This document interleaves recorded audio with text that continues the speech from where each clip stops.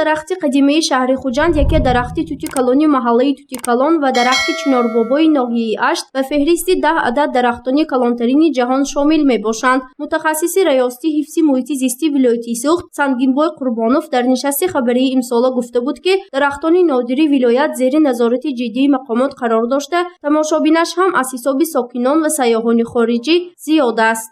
10 адад дарахтои калонсоли ҷаҳон гӯем агар ҳамин ҷои 8-ума 9-ума ҳамин ду дарахти Тоҷикистон ишғол мекунанд. Ман ҳамин дарахти тути калону дарахти чинорбобои Ашт. Мо ин масъала ҳамаша ба ҳисобгирӣ гузаронидем, пай дар пар корбарӣ каросем.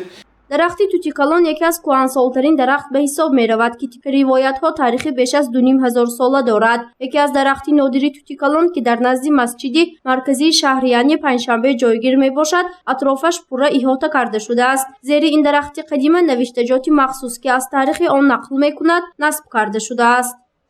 дарахтои тарихии фарҳангӣ мо ба рӯйхат гирифтага ҳастем, дар таҳти назорати қатъӣ қарор дорад.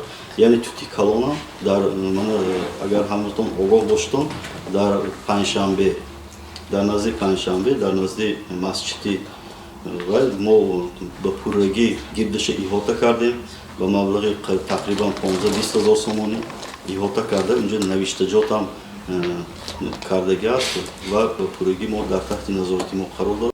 яке аз сокини хиёбони шӯрои маҳаллаи Тути калон Файзинисо Ҷабборова мегӯяд, ҳоло атрофи дарахти қадимаи Тути калон нигаронкунанда аст. Ин зан ҳамарӯза атрофи дарахтро рӯйбичин карда нигоҳубин мекунад. Аммо вай мегӯяд, барои ҳифз ва эҳтироми дарахти мазкур таваҷҷӯҳи махсус лозим аст, зеро иҳотаи атрофи дарахт ва ҳамчун қадима эътироф шудани он барои боз ҳам умри зиёд дидани ин дарахти нодир мусоидат мекунад. Вай 2-3 сол пеш аз ин акари бодом هر ماه می آمدن اینجا آمده در خانه وای میکریم جا میکریم همینجا وهای انداخته شاله انداخته شته همشون آشکر خانه آشکر اجارت خودته سال میبرفتن زیارت کرده. در شهر خوجند در 3 منطقه درختانی نادر موجود میباشد. سن و سال درختانی مذکور از روی روایت و گفته مردم تاریخ بیش از 2500 ساله و طبق معلومات‌های متخصصان عالمانی ساحه باشد تاریخ 1500 ساله دارد. گفته می‌شود که حفظ درختانی نادر قدیمه و زیاد شدن صف سیاحان خارجی نیز مساعدت می‌کند.